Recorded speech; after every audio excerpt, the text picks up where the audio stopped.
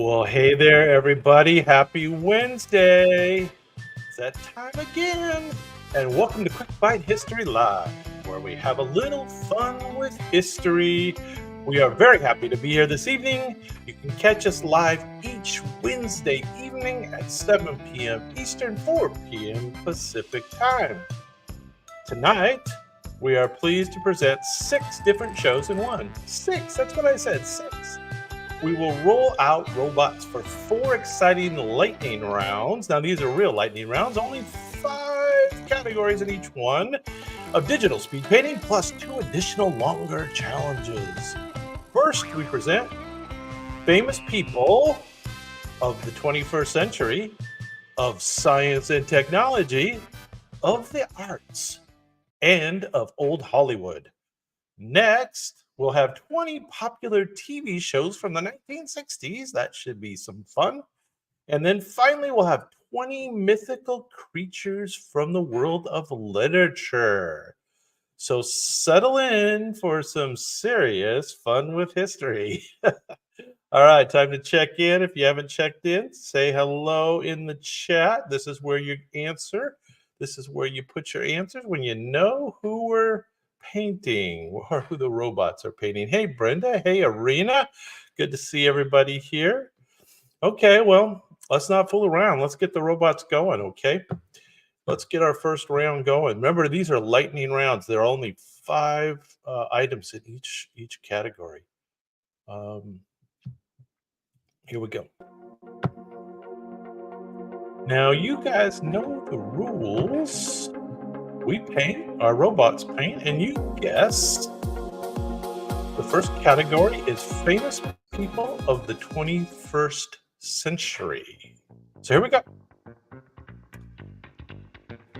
This man was born in Hawaii and later became a community organizer in Chicago. His campaign slogan was, "Yes, we can." Who knows? Pretty easy one. As you know, we start easy, we get harder. He was a U.S. Senator from Illinois before becoming President of the United States. He was the first African American to hold the office of U.S. President. Yeah, Barry. You got it, Brenda. Good job.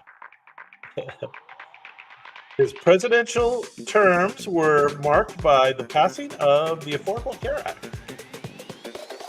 That's right, this is indeed Barack Obama. He served as the 44th President of the United States, known for his message of hope and change. Barack Obama. Hey, Joe. What's up? You missed Barack. All downhill from here. No, we have a few woke characters for you. Okay, next up, she began advocating for girls' education at a young age in Pakistan.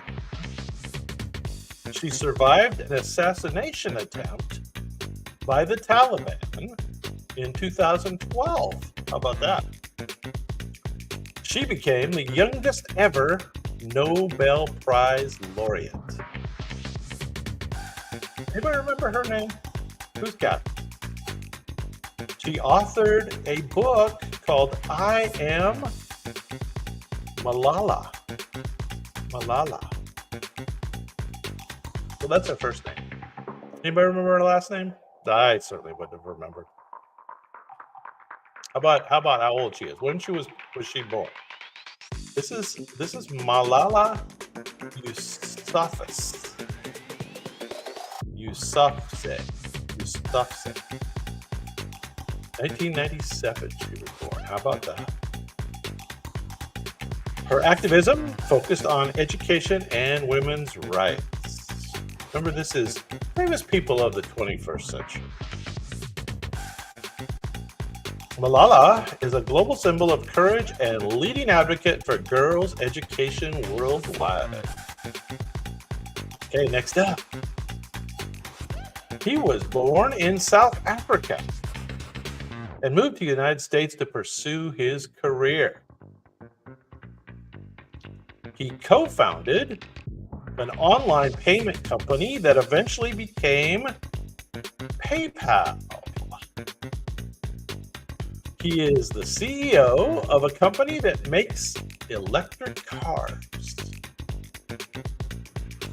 Everybody knows this. Come on.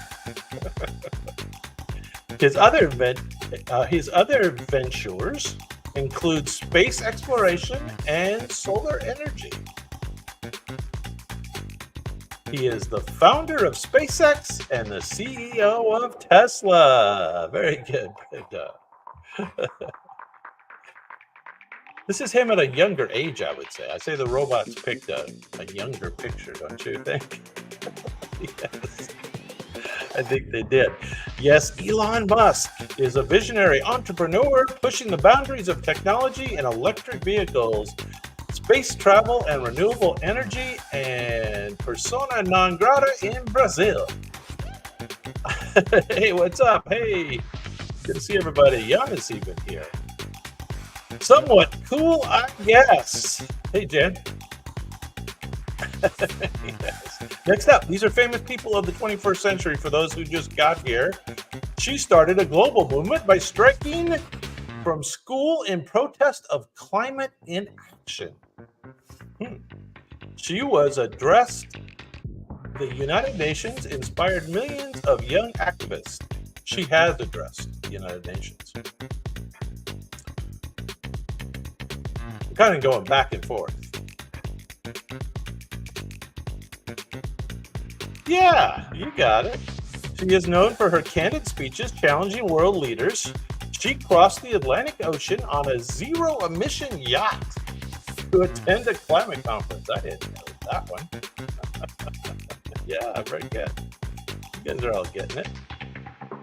She is a Swedish environmental activist who started the Fridays for Future movement. Never heard of that either. Learn something every day on Quick Bite History Live. Greta Thunberg has become a leading voice in the fight against climate change, inspiring a global youth movement. Greta Thunberg. Born in 2003, in case you were wondering. So she is indeed 21 years old. Okay, next up, we're doing famous people in the 21st century. She rose to fame as the lead singer of Destiny's Child. Her alter ego, Sasha Fierce, represents her on stage persona. I never heard that. Sasha Fierce?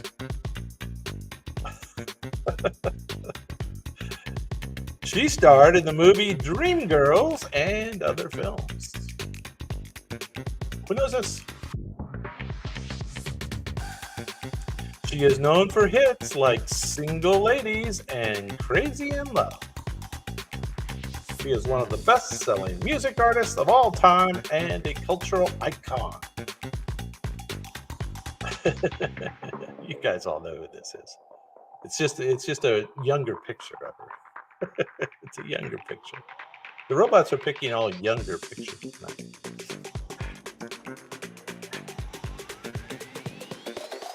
No, it's not Sicily. This is indeed Beyonce. Beyonce is an influential figure in music, pop culture, celebrated for her powerful performance and advocacy for women and minorities. And I guess the robots didn't hit that. Anyway, these are lightning rounds, so we only do 5 in each category. So the next up is going to be icons of science and technology. Icons of science and technology. He was diagnosed with a rare motor neuron disease at age 21. He made groundbreaking contributions to black hole theory.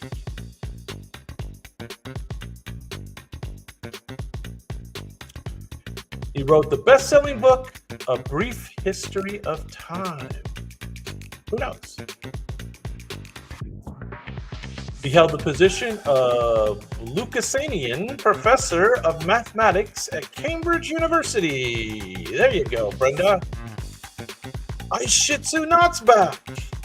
Very good. Yes. He was a renowned theoretical physicist and cosmologist known for his work on the nature of the universe. Yes, indeed. This is indeed Stephen Hawking. Stephen Hawking's work revolutionized our understanding of the cosmos, and his life story is one of extraordinary resilience. For those who just got here, we're doing a lightning round of icons of science and technology. Stephen Hawking. All right, next up. This gentleman was a pioneer in the field of computer science. During World War II, he played a key role in cracking the Enigma code.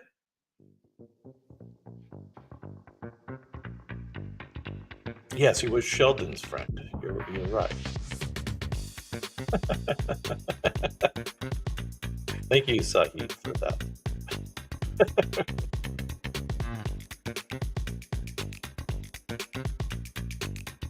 He is often referred to as the father of artificial intelligence.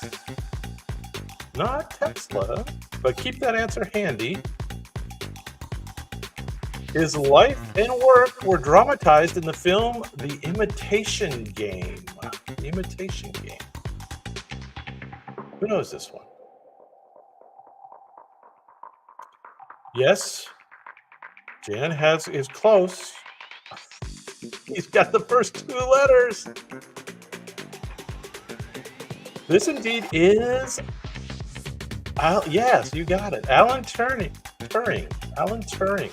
Alan Turing's contributions to computing and code breaking had a profound impact on the outcome of World War II, and the development of modern computing. All right, next up in the science and technology category, he was born in what is now Croatia and later moved to the United States. He worked with Thomas Edison before becoming rivals.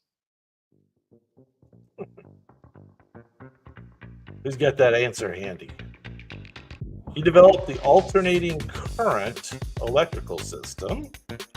His name is associated with a famous car company. Yes, it is. Though he lived long before it was founded. Yeah, you got it. Yeah. I think the robot's got this moving pretty good. Not bad, huh? Full body shot. That's right. Full body robot painting. He was a brilliant inventor and engineer known for his work with electricity and electromagnetism. Yes, indeed, it is Nikola Tesla. Nikola Tesla. His innovations in electricity and wireless communications paved the way for many modern technologies, and he is celebrated as a visionary inventor. Tesla. There he is. All right, last one in our science and technology category. And just to tell you, this is a hard one because I had no idea who this was. He is an English computer scientist who worked at CERN in Switzerland. Little side story, I have an upcoming fiction about a time machine that has to do with CERN in Switzerland. He created the first web browser and web server.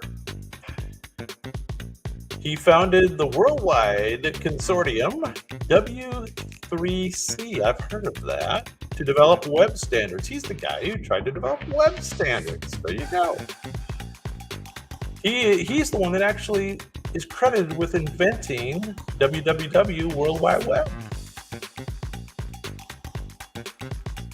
Who knows who this guy is? Yeah, no, Al Gore, he did not invent the internet. He did not. This guy's name is Tim Berners-Lee. He has a double last name. Tim Berners-Lee. He created the World Wide Web, revolutionizing how we access and share information, transforming the modern world. Yes, indeed. All right, well, that concludes our little rapid fire round of science and technology. How about celebrities of the art world? That's what's up next. Celebrities of the art world. Hey, Mark, what's going on? Glad to see everybody here tonight. Okay, next up, he co-founded the Cubist movement. He was a prolific artist, creating over 20,000 works in his lifetime. His work spans various periods, including the Blue Period and the Rose Period.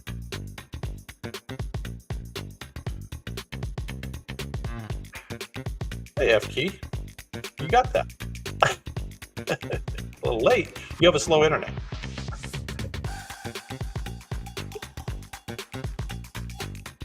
Maybe in mobile. You're on mobile. His painting, Guernica,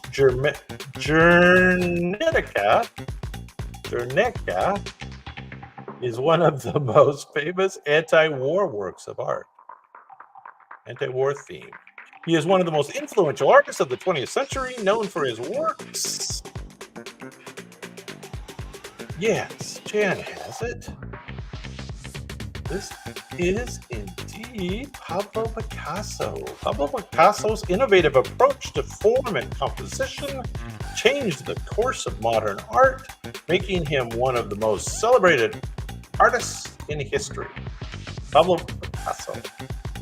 Next up,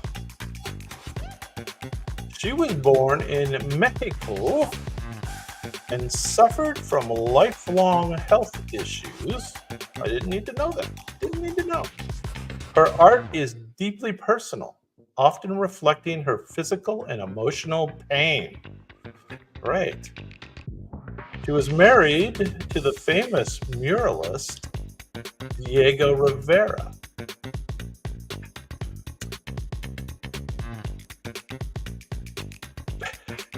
No, that's not it.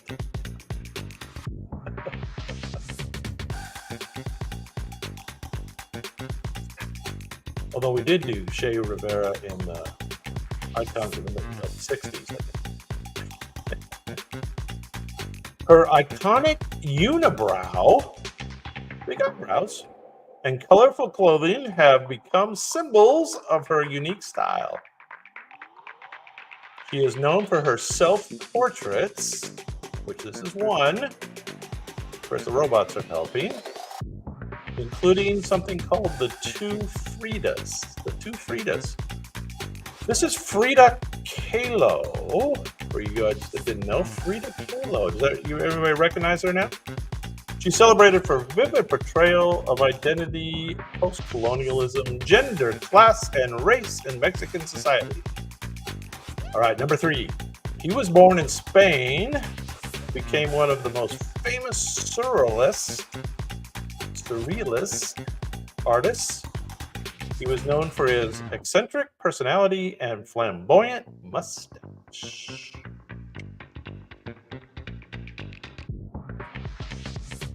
Who knows? His paintings often feature dreamlike scenes with melting clocks. His most famous work is The Persistence of Memory. There's a melting clock in that. He is one of the leading figures of the surrealist movement, blending reality with dream imagery. Must think curly mustache. Think curly mustache. No, not Rivera. Think melting clocks and curly mustache. Salvador Dali. Salvador Dali's surrealist works challenge perceptions of reality, blending the bizarre with the beautiful in ways that continue to captivate audiences. Right, number 4. He was a leading figure in the pop art movement. His work often features iconic images from popular culture, such as soup cans and celebrities. Hey, DeMarcus, what's up? Kind of looked like Tom Selleck. It wasn't Tom Selleck. Ah, the good job, JP. He's on the board. He founded the Factory in his New York studio, which became a hub for artists and creatives. He famously said, "In the future, everyone will be world famous for 15 minutes." And that's pretty much true. He is known for his colorful silkscreen prints of Marilyn Monroe. Yeah, everybody's getting it now. Everybody's got it. Andy Warhol. Andy Warhol's exploration of consumerism, fame, and mass production made him a defining figure in the pop art movement and a cultural icon. Yes, indeed. Okay, we've got one more in the arts category.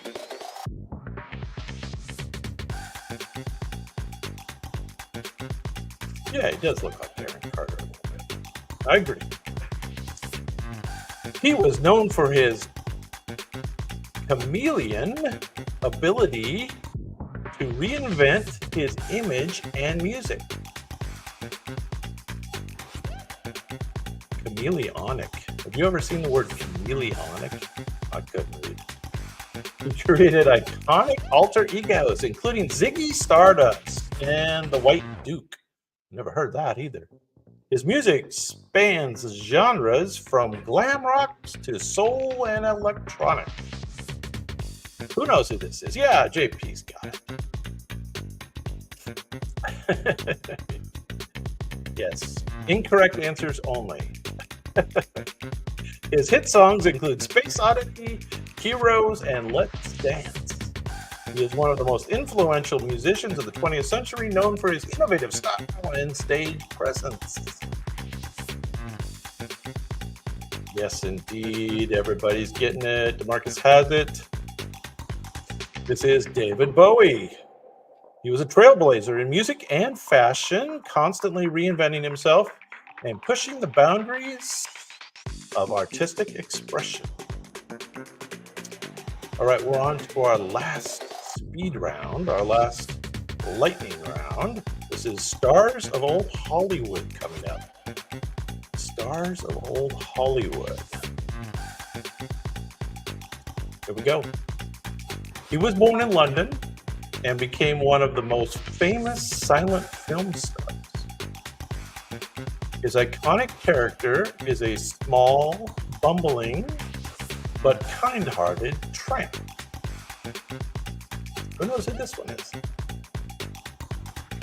He was a pioneer in the film industry, writing, directing, starring in his own films. I shit you not.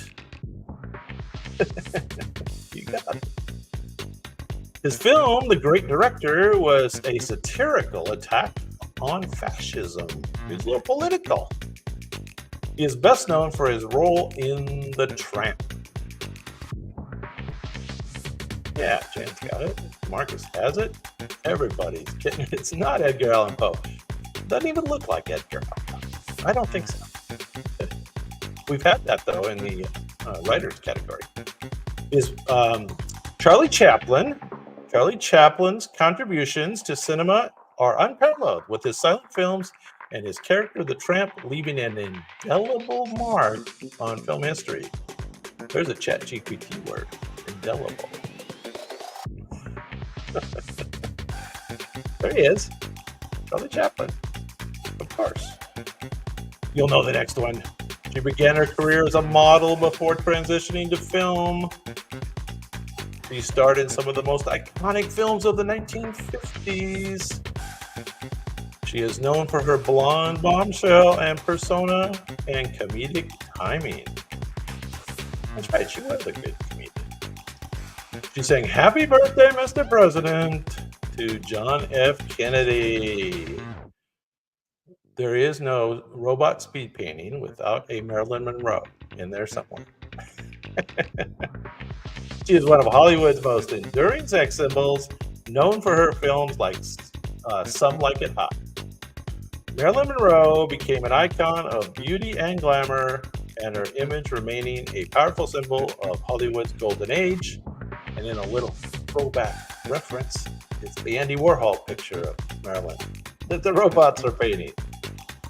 So the robots knew about Andy's painting.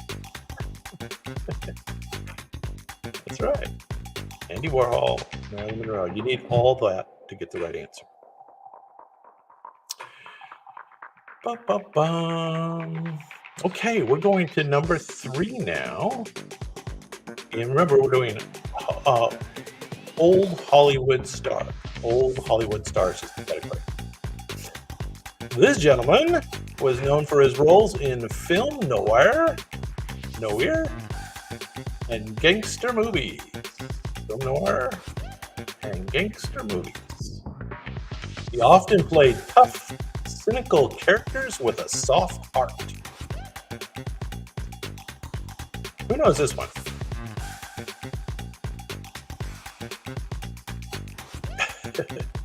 I am the teacher. Quit messing around. Who knows this one? He portrayed Rick Blaine in Casablanca, one of the most iconic roles. Who knows who this is? There you go. I shih tzu JP. You guys have it. He is one of the Hollywood's greatest actors, known for films like The Maltese Falcon. Humphrey Bogart's tough guy persona and memorable performances made him a legend of classic Hollywood cinema. Humphrey Bogart. I'm not sure the robots nailed that one. He wasn't wearing the hat and the trench coat. I don't think I'd get that one. Yeah, you had to get it from the clues, I think, on this one. Like the robots missed the boat on that one. All right, number 4. He was known as the master of suspense. His films often feature twists, psychological tension, and iconic set pieces. He made cameos in almost all his films. He made a little cameo appearance. JP! My shih tzu, you guys are one after another. Depends on who has the fast internet. His famous works include Psycho, Rear Window, and Vertigo. He is one of the greatest film directors in history, revolutionizing the thriller genre. Thrillers. Not Michael Jackson. This is a different guy. Alfred Hitchcock. His innovative techniques in storytelling and suspense have left a lasting legacy in the world of cinema. There he is, Alfred Hitchcock. The robots are painting all slightly younger versions of each of the characters. Kind of the classic thing with Hitchcock, right, is the profile with the kind of receding chin and nose and big belly. Yeah, Hitchcock. Exactly. All right, last one of the category of the whole round. Last one of this round. She was a child star who transitioned into Hollywood's biggest movies. She was known for her striking violet eyes and beauty. You guys should be able to get it just from that. She won 2 Academy Awards for Best Actress. You got it. The ducks got it. Yeah, Jan's got it. She won 2 Academy Awards for Best Actress. Her off-screen life, including multiple marriages, often overshadowed her acting. She starred in Cleopatra and became a symbol of Hollywood glamour. Everybody got it? Everybody's getting it? It looks like everybody has this one. Robots did better with this one, I think. Elizabeth Taylor. Elizabeth Taylor is one of Hollywood's most celebrated actresses, known for her talent, beauty, and larger-than-life persona. All right. Well, that ends our lightning rounds. Now, those are the ones where we only had 5 in each category. So now we're going to go to a single category that lasts a little longer. And I do have to load up a new video file for that. So hang on one second and we'll get the next round going. Now, if everything works properly, we should be doing popular TV shows from the 1960s next. So now you guys know how it works. Those were pretty easy rounds. Those were pretty easy. Let's see how you do on popular TV shows from the 1960s. Now, this show features a family that delights in the macabre. Their house is filled with bizarre and supernatural items. The family, hey Anna, what's going on? Good to see you. No, JP! The family includes a mother named Morticia and a father named Gomez. Their butler, Lurch, he's my favorite, Lurch, is known for his deep, slow voice. You rang. Yes, Anna's got it. The theme song is iconic for its finger-snapping tune. That's right, this is the Addams Family. The Addams Family became a cultural icon representing a quirky Gothic take on typical American family. You guys used to watch that? I did. I definitely did. I look forward to it. Okay, next up, you'll know this. The series is set in the future and explores the galaxy. The crew's mission is peaceful exploration aboard a starship. The show introduces iconic characters like Spock and Captain Kirk. The phrase, "Beam me up, Scotty," is famously associated with this show. There you go, you got it. You guys have it. Everybody's getting it. The show boldly went where no man has gone before. Yes, it did. I think the robot's doing pretty good on this painting.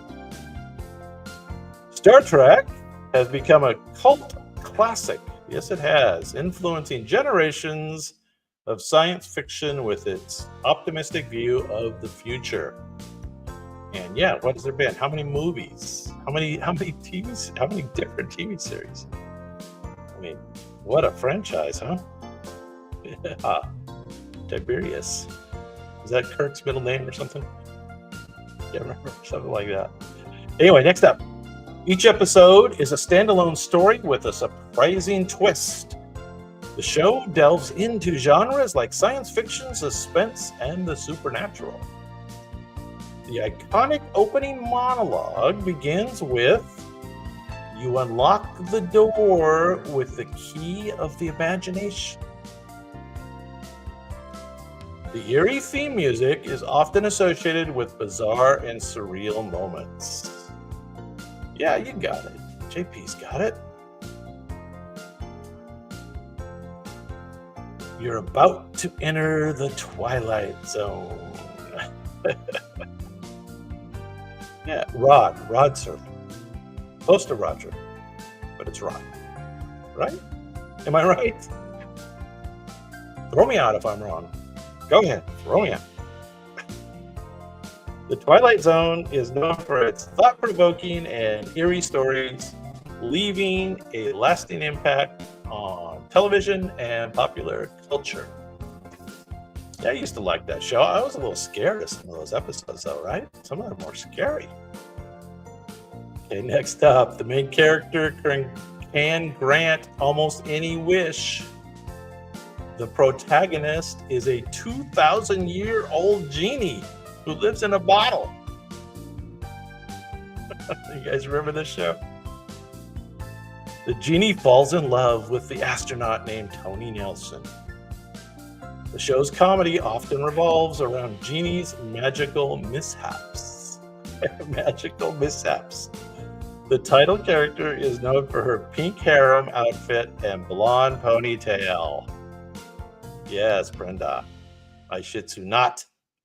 Jan. Jan had it first. Oh, JP might have had it first. Sorry. Everybody had it early. I Dream of Jeannie was a beloved sitcom that mixed fantasy with humor, charming audiences with its magical premise. Okay, a little harder one next, okay? A little harder next. See how you do. Although the first clue is pretty good. The show is set on a PT boat during World War II. The crew consists of a ragtag bunch of misfits. The series is a comedic take on naval life during the war. Anybody know who this one is?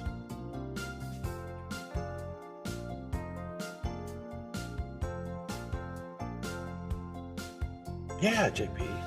I should see that. You guys have it. The show features Captain McHale, who often bends the rules.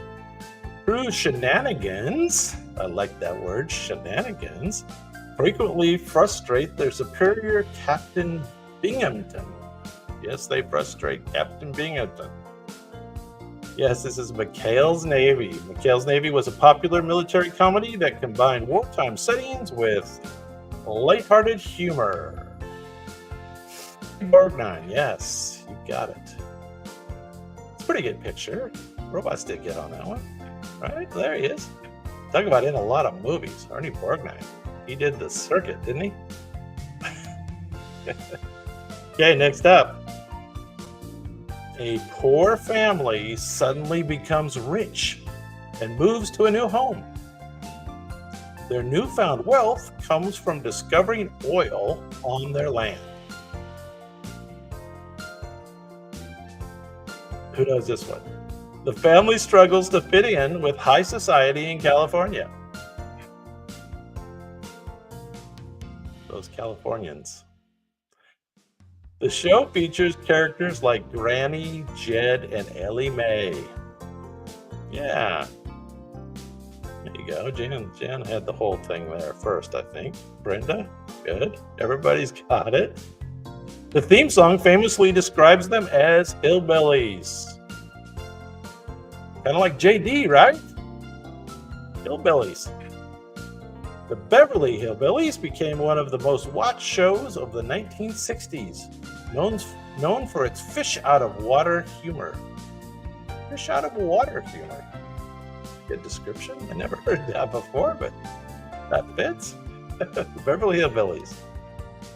All right. Next up. The show is about a young boy who frequently gets into trouble. His neighbor, Mr. Wilson, often bears the brunt of his antics. Who knows this? Blank is known for his blonde hair and mischievous smile.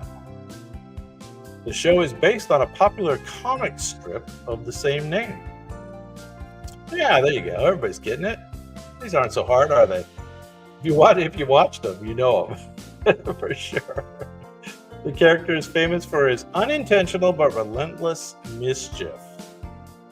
Dennis the Menace was a beloved family sitcom that captured the charm and chaos of childhood.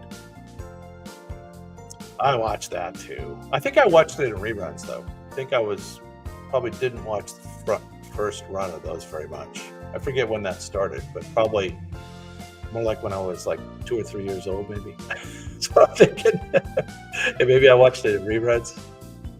Maybe I watched the later years of the series. Yeah. Definitely showing our age. Okay, next up. The show is set in a German POW camp during World War II. That should be the only clue you need. The prisoners frequently outsmart their captors.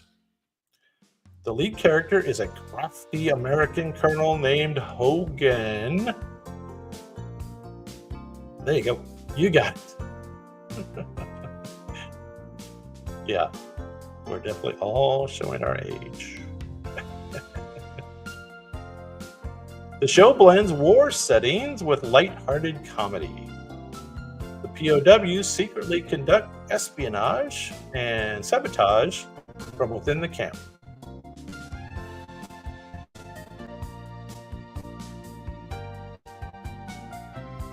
You guys have it. Hogan's Heroes.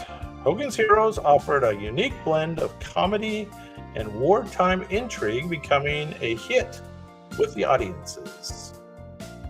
Hogan's Heroes. Okay, who can guess the next one before I give you a single clue or a picture? The show is about a family of friendly monsters. They lived at 1313 Mockingbird Lane. The father figure is a Frankenstein-like character named Herman. Yeah, Bob Crane. That was a mystery, huh? Crazy. Yeah, this was kind of this came after the Addams Family, didn't it? Or was this before the Addams Family? I guess it was parallel. The family also included a vampire, a werewolf, and a normal niece. Like every show, right?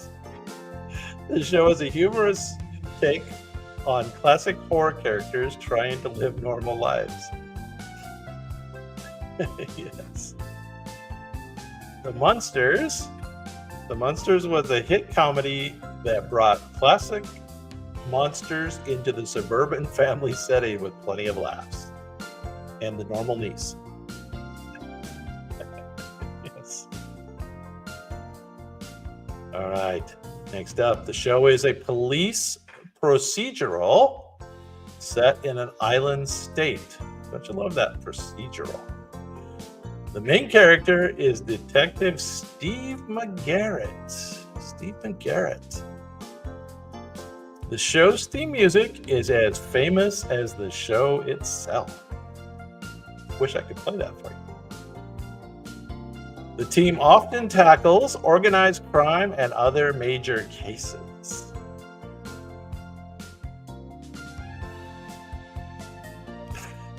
Look at the play bus.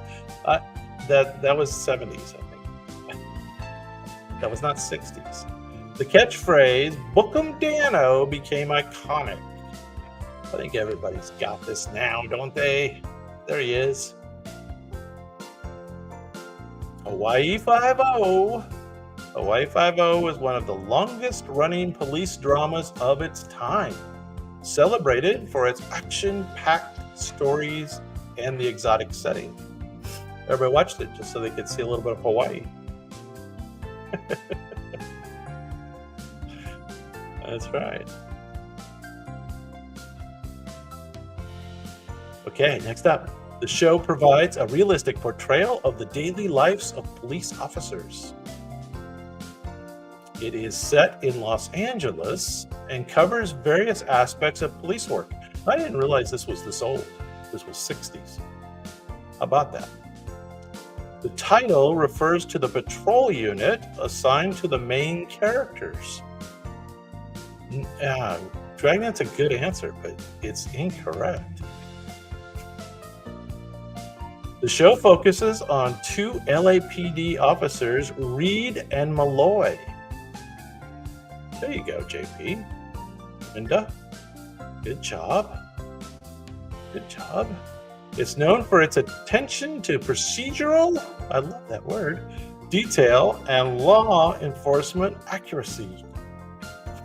That's right, Adam 12 was praised for its realistic depiction of police work, influencing many future TV cop dramas. Did you guys realize that was 60s? I didn't realize that was 60s. Oh my gosh. I'm feeling old now. I wasn't feeling old till right then. First time.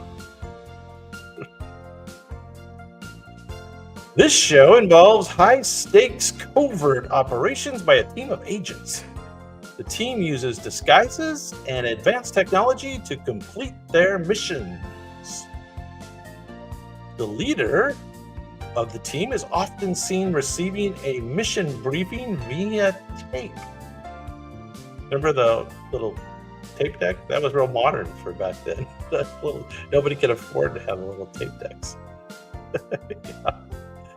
The show is known for the line, "The tape will self-destruct in 5 seconds," and then it smokes, it catches on fire. Pretty cool. The theme music is instantly recognizable and synonymous with spy thrillers. Yes, everybody has it. Mission Impossible. Mission Impossible set the standard for spy action television, inspiring multiple films and a lasting legacy. They're still making the movies, right? Tom Cruise? Still making them. There they are. There's the crew.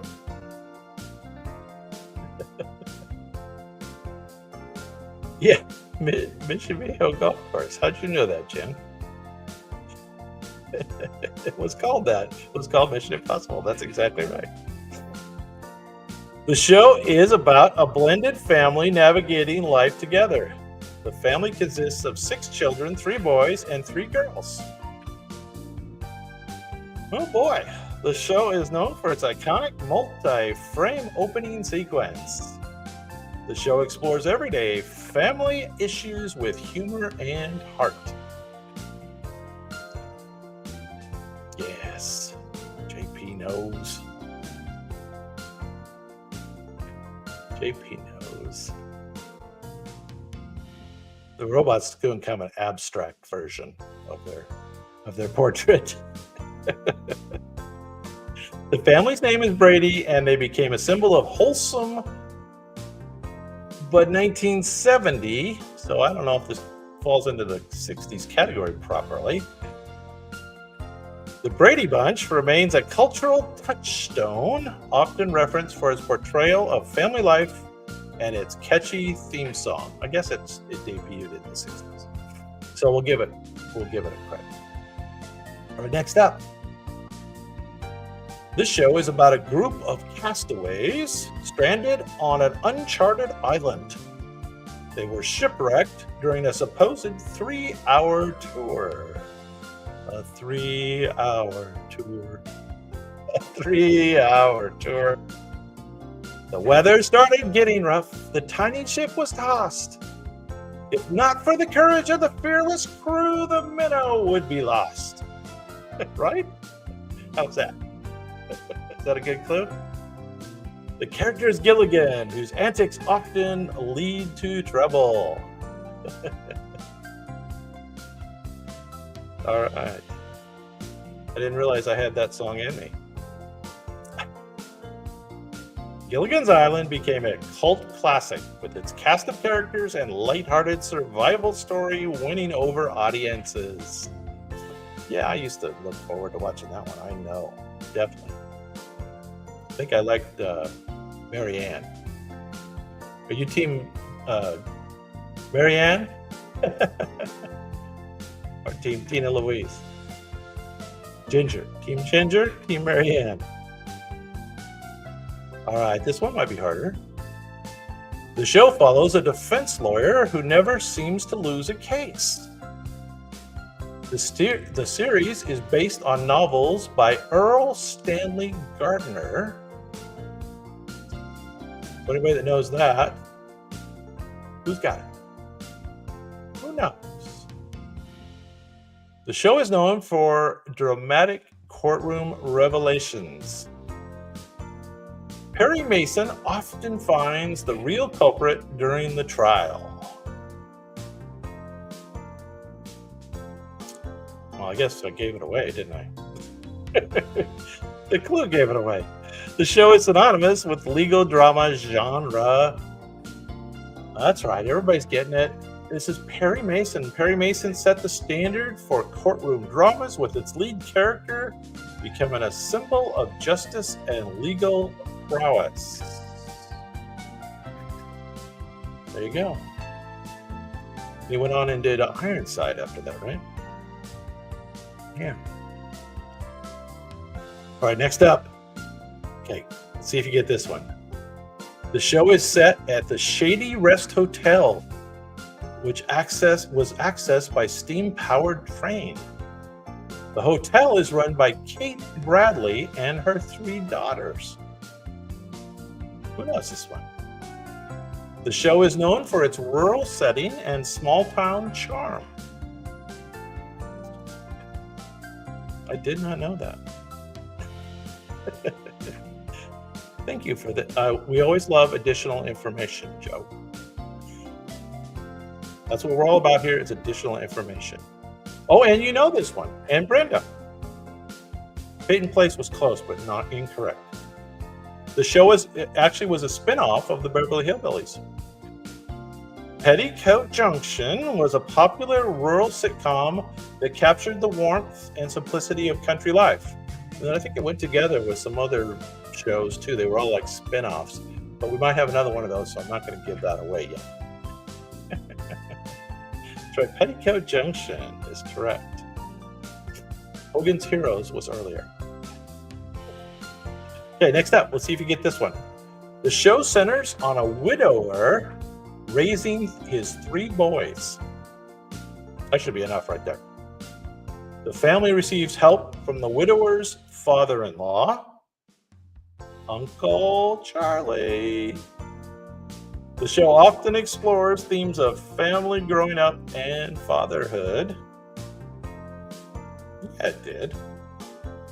The title refers to the father's 3 sons, yes. Yeah, you got it. You've got it, Brenda. The title, the family's last name is Douglas, and the show was known for its heartwarming stories. So everybody got it? Bachelor Father. This was not the Bachelor Father, but there was one called that, right? But that was different. That wasn't this one. This is My 3 Sons. My 3 Sons was a beloved family sitcom that explored the dynamics of a single-parent household. Remember Uncle Charlie? Yeah, Uncle Charlie. Okay, here's that other one that's related to Petticoat Junction. The show features a couple who moves from New York to a country farm. Sounds like a lot of people what they're doing these days. The husband is enthusiastic about farming while the wife misses the city life. I could sing that song too, probably, but we're not going to go there. The comedy arises from the contrast between rural and urban lifestyles. Yeah, you guys all have it. Very good. Yes, Fred McMurray was the star of My 3 Sons. The opening theme song humorously contrasts their love for farming living and penthouse views. That was the song I'm not going to sing. The husband's name is Oliver Wendell Douglas, and the show is famous for its quirky humor.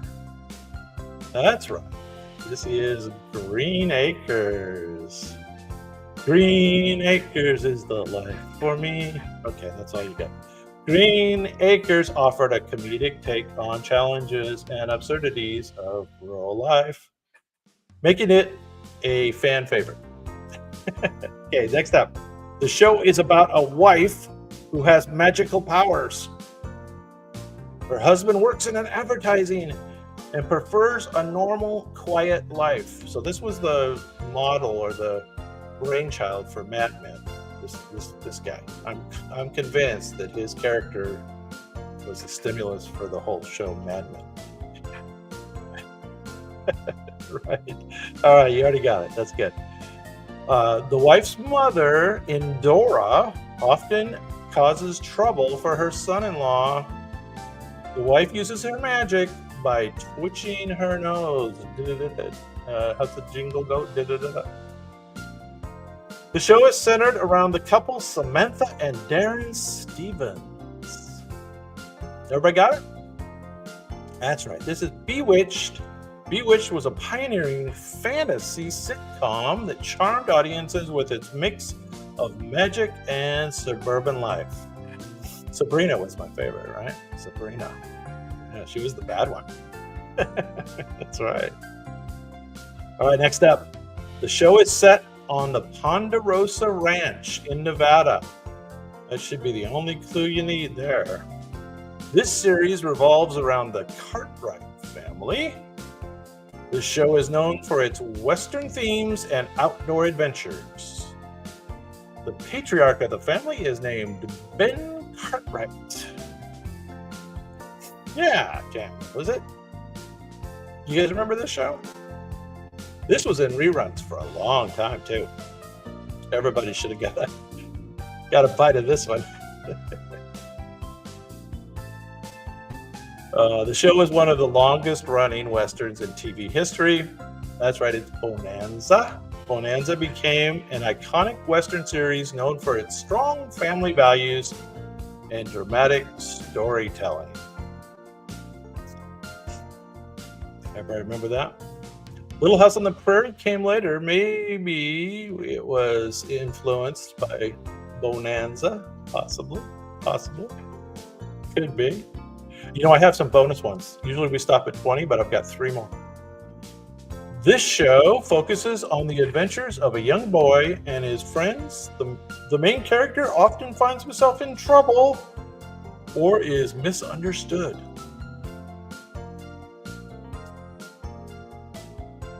The series portrays an idealized version of the American family life.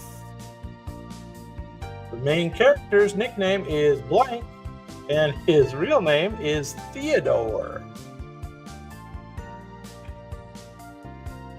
The show is quintessential 1950s family sitcom. Now, what I always remember is the opening sequence where he's climbing up on the billboard and he falls into the coffee cup. Right? That was always spooky for me. I was like, that freaked me out. I don't know if it had similar effect on you guys. Do you remember this show? Come on.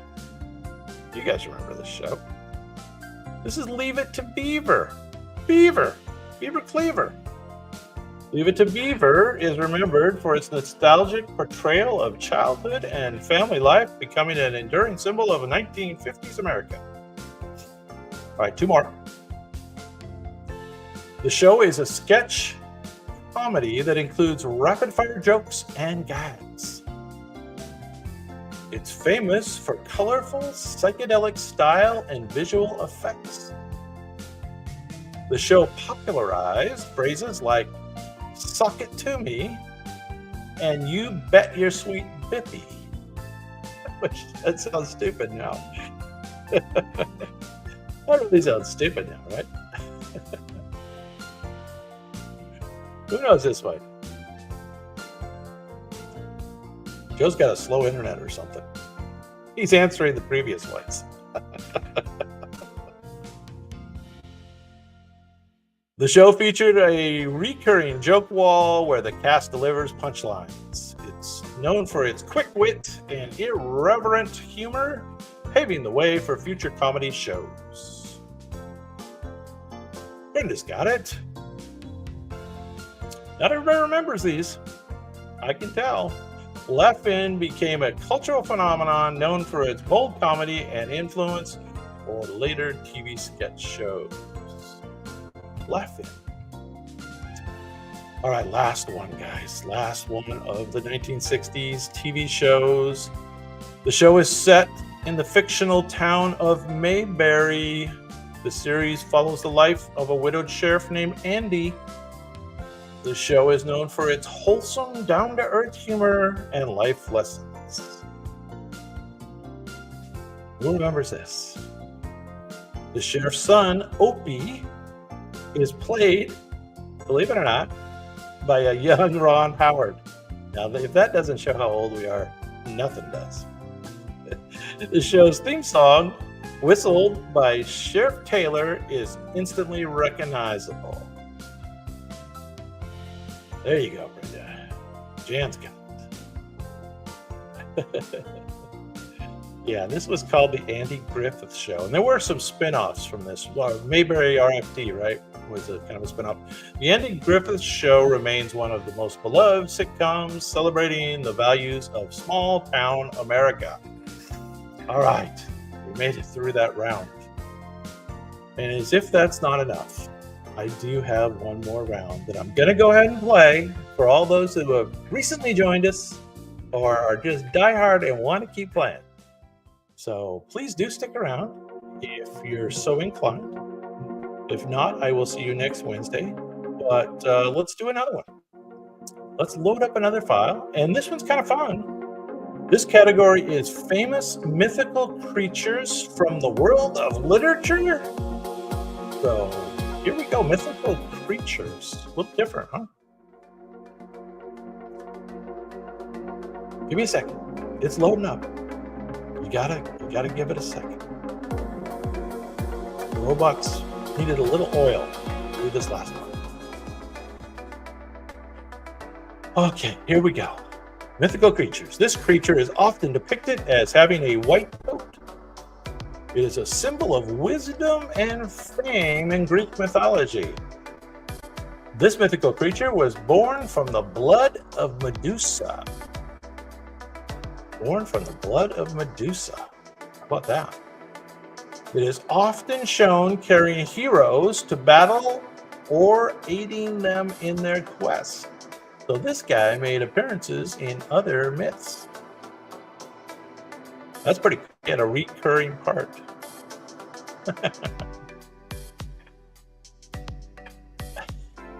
Yes. The robots need oil. Everybody needs a little oil. If you don't have your oil, grab your oil. We got a 20 item category.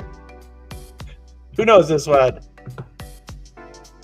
This indeed is Pegasus. Pegasus, the winged horse, was born from the blood of Medusa when she was slain by Perseus. Pegasus is a winged horse. And she shows up in a bunch of different Greek myths, which is kind of cool, right? So that's cool. But we're done with this one. Let's go on to the next one. There it is. Pegasus. Pegasus. All right, remember we're doing mythical creatures from literature, okay? So here we go. This creature is associated with fire and the sun. It is said to live for several hundred years before dying. Who knows this? Upon its death, it bursts into flames and is reduced to ashes. From these ashes, it is reborn anew, which is the key clue. Yeah, good job right there. Known as the phoenix, it symbolizes immortality and resurrection. The phoenix is also a legendary bird that cyclically regenerates or is otherwise born again from its ashes. I think the robots are doing the best they can with the phoenix. The phoenix is hard to paint. Because it's already on fire. It'll turn into ashes.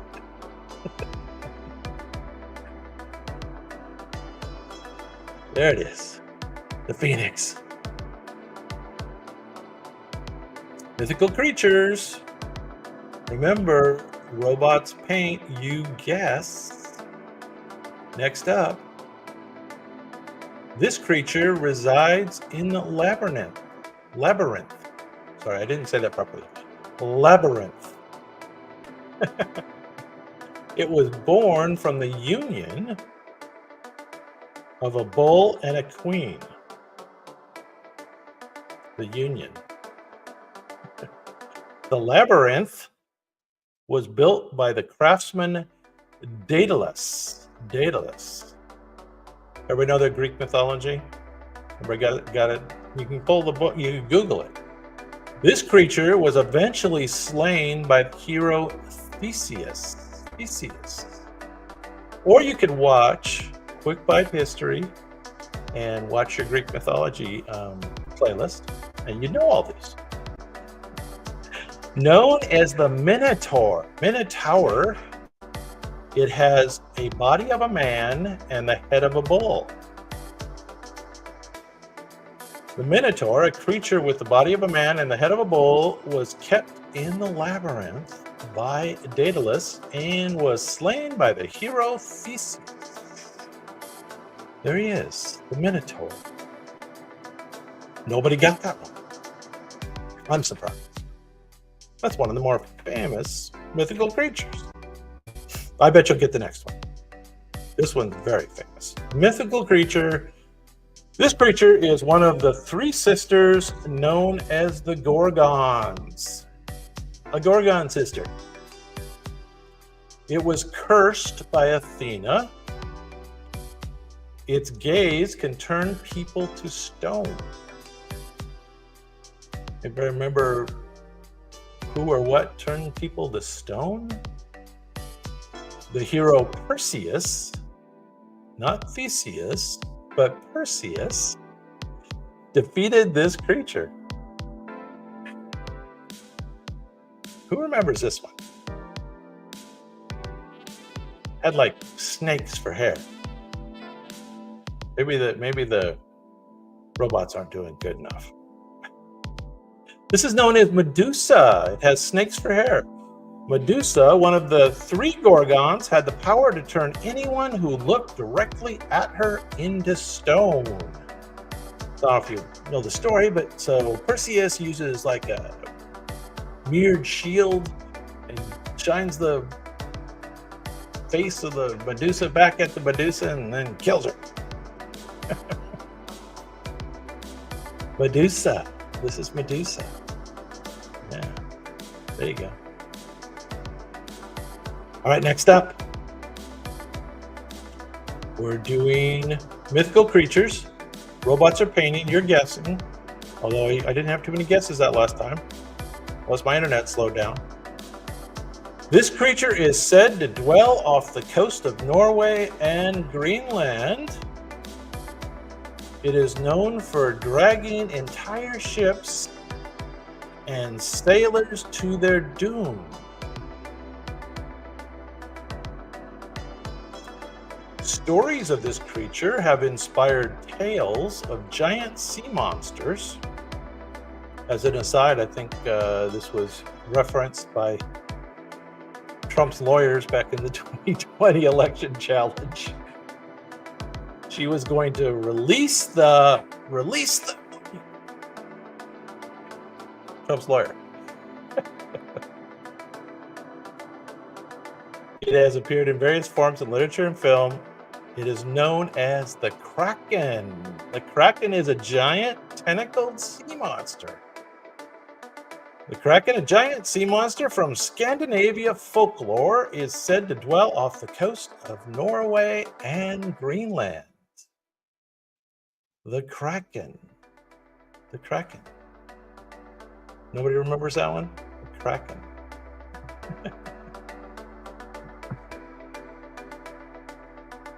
All right, next up, mythical creatures. This creature is known for posing riddles to travelers. Posing riddles. It has the body of a lion. Its face is human, often depicted as a female. The most famous version of this creature is found in Greek mythology.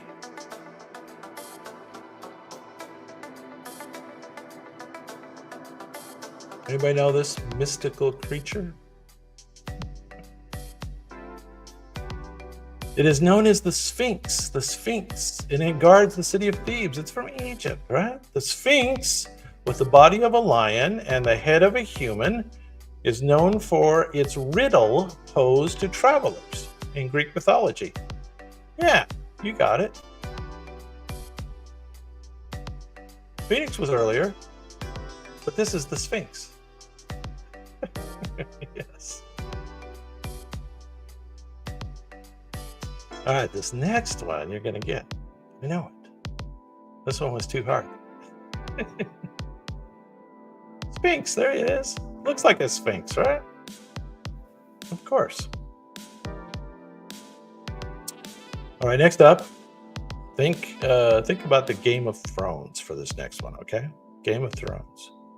This creature is often depicted as having scales and wings. Who knows? It is known to hoard treasure and gold. That's from Lord of the Rings, right? The dwarves try to get in the caves, try to get the treasure and gold away from the blank. In many cultures, it is a powerful, fearsome beast. This guy reappears in many cultures' mythology.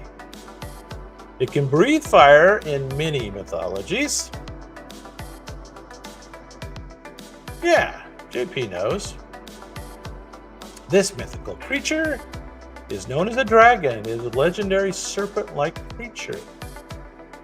Dragons are powerful serpent-like creatures found in folklore of many cultures, often depicted as fire-breathing. Often depicted. The robots have depicted it with fire-breathing for sure. There it is. The dragon. All right, next up. Mythical creatures. We do the painting, you do the guessing. This creature is said to guard treasures and priceless possessions. So this is a guarding creature. It again has the body of a lion. That seems like a repeating theme in mythology. Its head and wings are those of an eagle. Its head and wings are those of an eagle, but its body of a lion. Yeah, you know, you got it. It is a symbol of divine power in various mythologies. Yes, indeed, it is known as a griffin. It is a mythological hybrid creature. The griffin, with the body of a lion and the head and wings of an eagle, is known for guarding treasures. The griffin. Robots did okay with that one, I think. Gargoyle looks like a gargoyle, but it's the griffin. Of course, some gargoyles were griffins, maybe. Maybe that's where you're getting it. Perhaps. All right, let's go, robots. Next painting. All right, I think you'll know this next one. This creature is often associated with purity and grace. It is typically depicted as a white horse, another one of these white horses, but this is not Pegasus. This mythical animal has a single horn on its forehead. This mythical creature is found in every little kid's bedroom in America. This is like little kids, especially girls, but boys too. This is their favorite toy.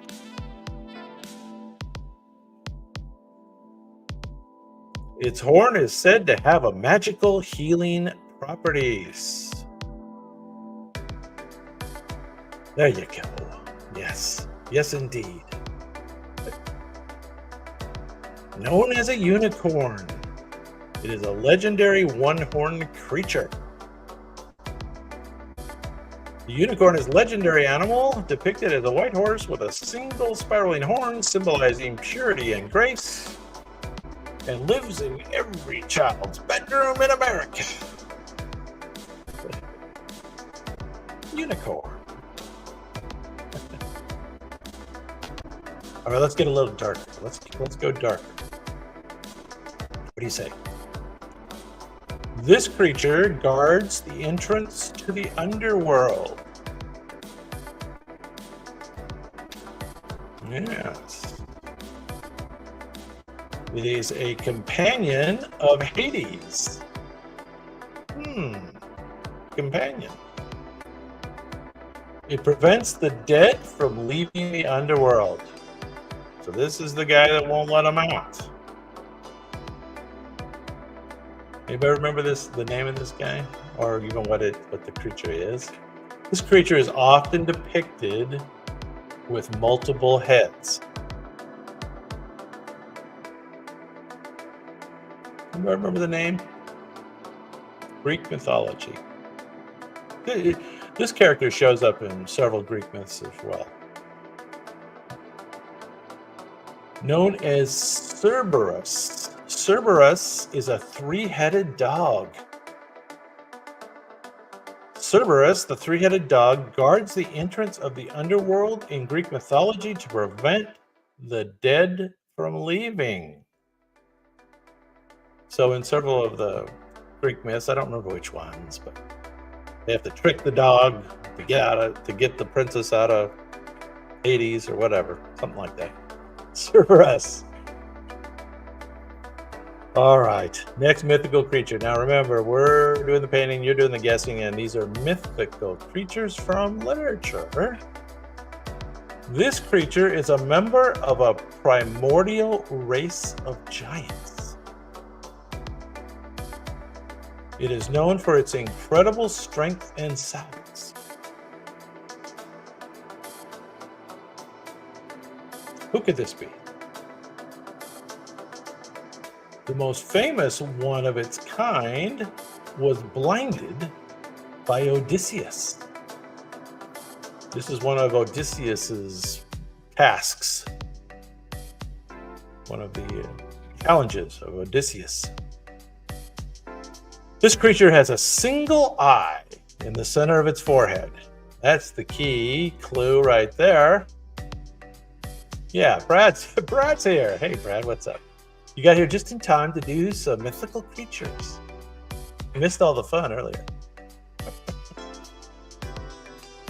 Yes, this is known as the Cyclops. It is a one-eyed giant. Cyclops are one-eyed giants in Greek mythology, with the most famous being, I don't remember his name, Polyphemus. Polyphemus, who was blinded by Odysseus. One of Odysseus's tasks.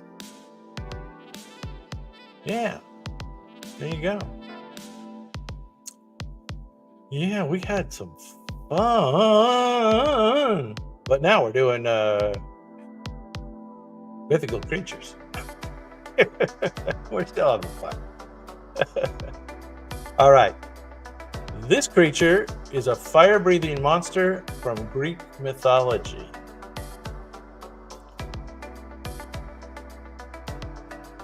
It has multiple animal parts.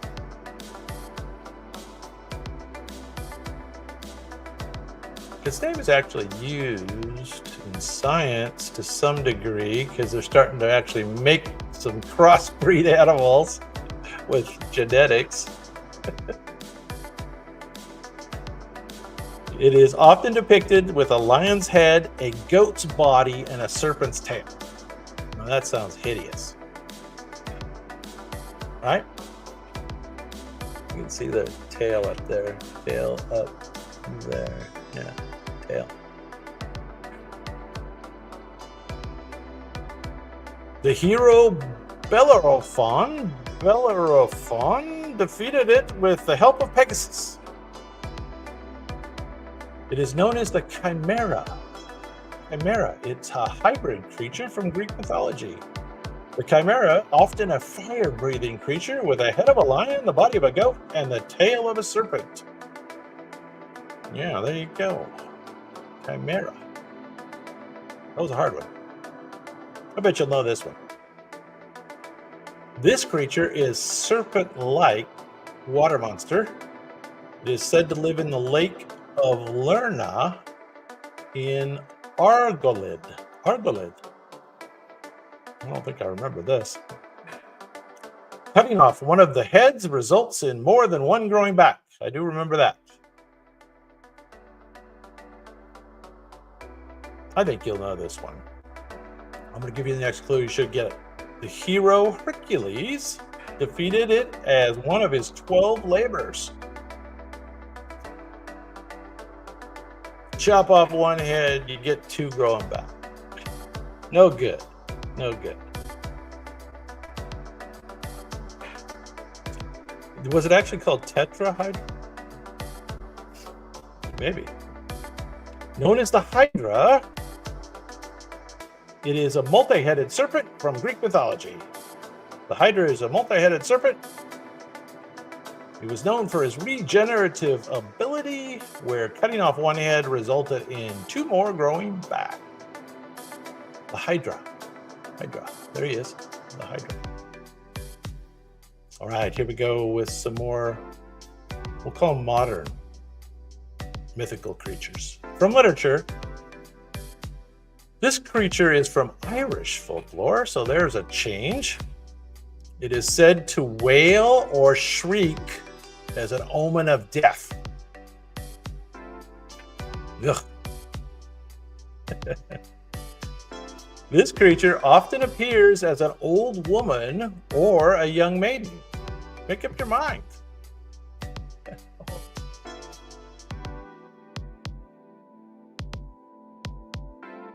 Yeah, Brad, you missed me singing the Gilligan's Island theme song earlier. That was kind of the highlight of the show tonight. You'll have to watch the replay for that. Who knows who this is? It is associated with a family or specific household. It is associated with a family or specific household. That sounds horrible. Who knows who this is? Anybody got it? This is known as the Banshee. Banshee. Banshee is a harbinger of death in Irish mythology. Its wailing spirit cries foretell of death of a family member. Ugh. You don't want to hear the Banshee cry. Nope. Nope.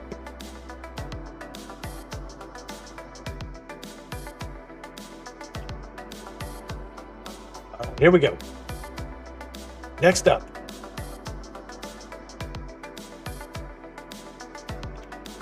What's up, Jotaro?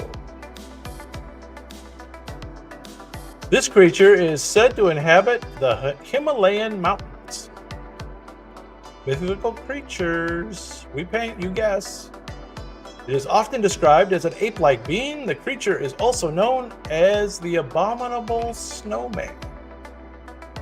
What's his other name? Yeah, Brad's got it. You bet.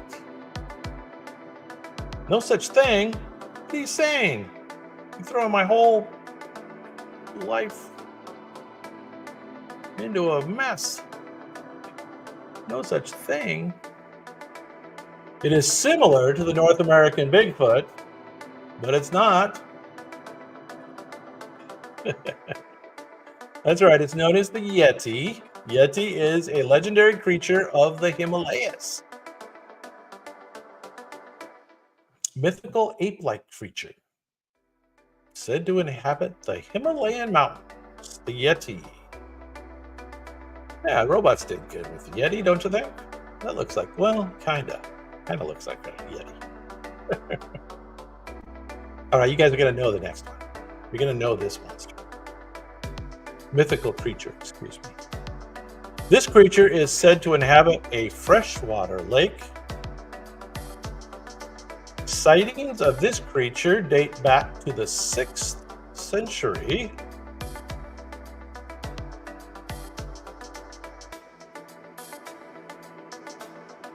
Who knows this one? Mythical creatures from literature. So this is highly educational, in case you didn't know.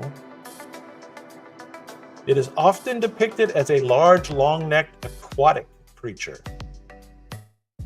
The lake it inhabits is located in Scotland. Oh, everybody's getting it now. Everybody's got it. Because the likeness is like nothing we've ever seen. It's a perfect likeness by the robots. Of course, nobody's ever seen it. Known as the Loch Ness Monster, it is famous for its cryptid. It is a famous cryptid of Loch Ness. I've never heard that term before. Cryptid of Loch Ness? Anybody explain that to me? The Loch Ness Monster, affectionately known as Nessie, is purported to inhabit Loch Ness in Scotland. Okay, we've only got a few more of these now. 4 more. Mythical Creatures. This creature is a human who can transform into an animal. Its transformation is often associated with the full moon.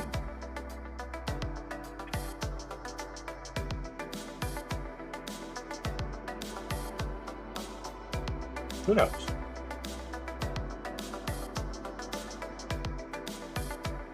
Its animal form is extremely strong and ferocious. There you go. You guys get it. You guys have it. Silver is said to be its weakness, the weakness of this creature. Yeah, that's him. So look how cool the robot. The robot's showing the man, and then when he transforms into the werewolf. Known as the werewolf,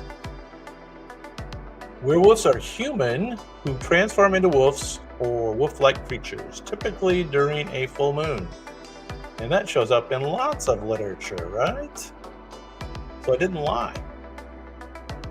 These are mythical creatures of literature, of course. Okay, 3 more.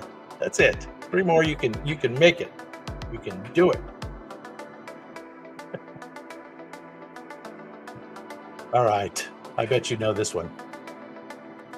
This creature is known for, I don't want to even give you the clue, it's too easy.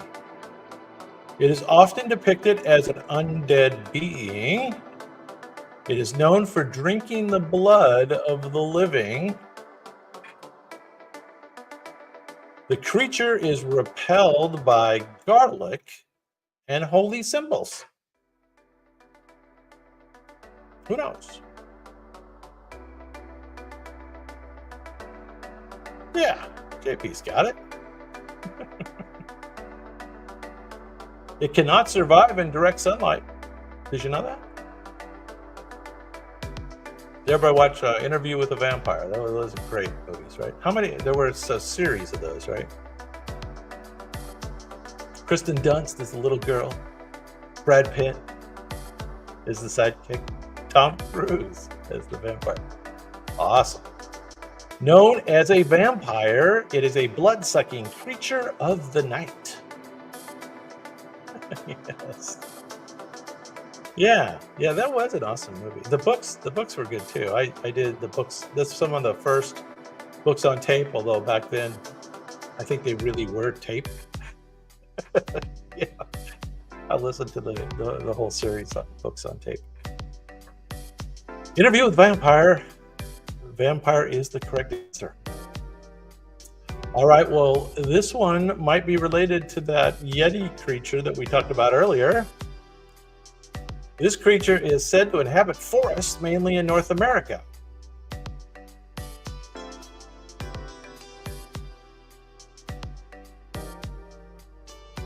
Yeah, I thought it was one of the best acting that Brad Pitt did in that movie because, usually he plays the quirky character with a little bit of a screw loose, and it's almost like he's playing the same character from movie to movie, but that one was different. That one was very different.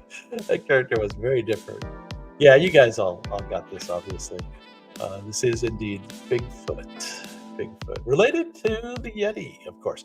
And who hasn't, if they've been in the forests in the Northwest, who hasn't felt like, especially if you're alone or you're first on the trail, and you feel a little uneasy, right? Because you don't know if maybe it's true. Maybe he's out there. So I have definitely felt that because the forest has that quiet, kind of mystical, dark feeling. Have you guys felt that when you've been out in the forest, a little worried about the Bigfoot? Even though I don't believe in it, I have felt that. All right, well, you guys have done very well because you've made it to the very end. This is the last one. The last one of the evening. The whole thing is over after this. And it's hard. So I hope you have your Google ready. This creature originates from Persian mythology, of all things. Persian mythology.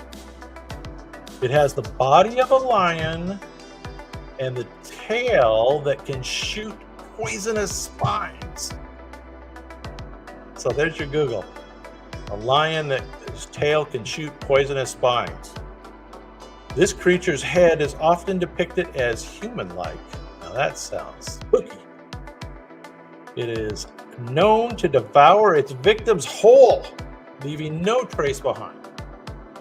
Just swallows them whole.